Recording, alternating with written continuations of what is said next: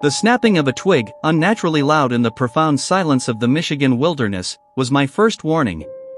It wasn't just a deer, not a bear.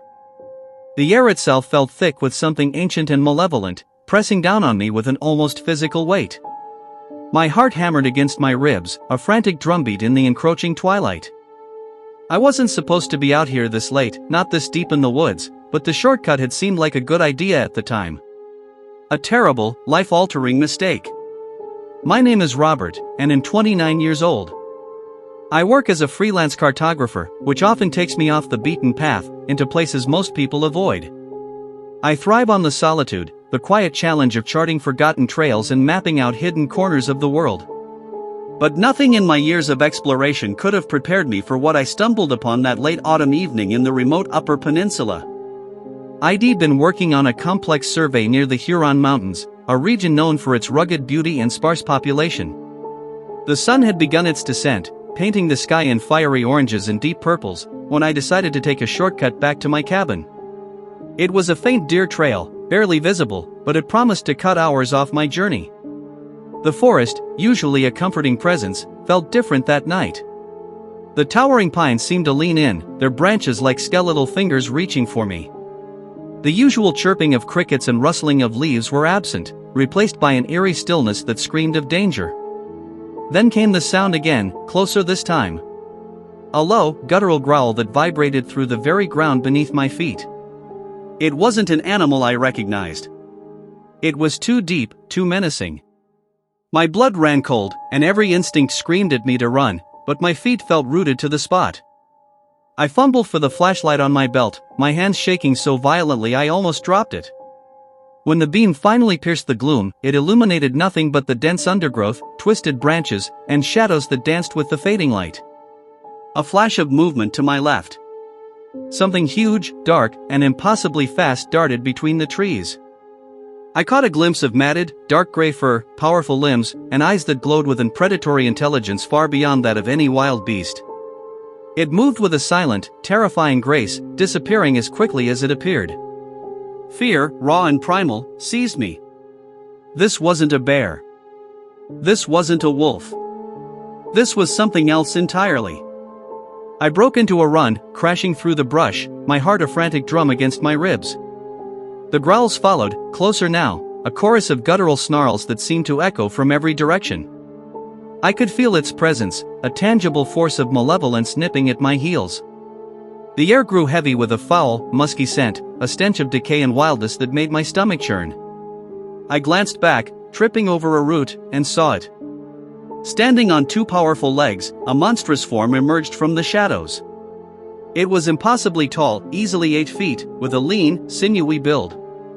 Its fur was a mottled, dark gray, thick and bristly, covering a body that was all muscle and bone. Its head was wolf-like, but grotesquely distorted, with a long, pointed snout revealing rows of dagger-sharp teeth. Its eyes, the most terrifying feature, glowed with a feral, demonic light, a chilling yellow that promised only pain and suffering. This was the gray scary werewolf, a creature of nightmare made real. It stood there, silhouetted against the dying light, a silent, terrifying predator, its breath fogging in the crisp evening air. I scrambled to my feet, adrenaline surging through me, and ran harder than I ever had in my life. The forest was a blur of trees and shadows, each one seemingly reaching out to snag me. The creature was fast, impossibly so. I could hear its heavy thuds behind me, the scrape of its claws on the forest floor, each sound a hammer blow against my sanity. It was playing with me, I realized, toying with its prey. Suddenly, I burst out of the dense woods into a small clearing, a patch of rocky terrain overgrown with scrub. I stumbled, falling to my knees, my lungs burning, muscles screaming in protest. The clearing was bathed in the pale glow of a crescent moon, casting long, distorted shadows. I looked up, panting, and saw it emerge from the treeline, a towering silhouette against the moonlit sky. The gray scary werewolf.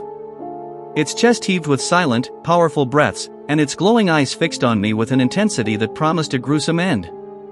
It let out a low, chuffing sound, almost a laugh, then took a slow, deliberate step towards me. Its claws, long and curved, scraped against the rock. I tried to stand, but my legs wouldn't obey. I was trapped, a lamb to the slaughter. Its presence was suffocating, a wave of pure evil radiating from its monstrous form. I could feel the heat of its breath as it loomed closer, its putrid scent filling my nostrils. I squeezed my eyes shut, bracing for the inevitable. A guttural snarl ripped through the air, closer than I could have imagined. I felt a tremendous impact, a searing pain in my shoulder, and then I was being dragged, effortlessly, through the undergrowth. The world spun as I was pulled, my head bouncing against the rough ground. I cried out, a pathetic whimper, but no sound escaped my throat. The creature's grip was like an iron vise, its claws digging deep, tearing at my flesh. I caught glimpses of the monstrous face, inches from mine, its fangs bared, a silent promise of oblivion. Its eyes, burning with an unholy fire, stared directly into mine, devoid of any mercy or recognition. This was not an animal driven by instinct, but a force of pure, untamed malevolence. It was enjoying this, the fear, the struggle, the slow, agonizing descent into despair. We were moving deeper into the forest again, away from any semblance of civilization.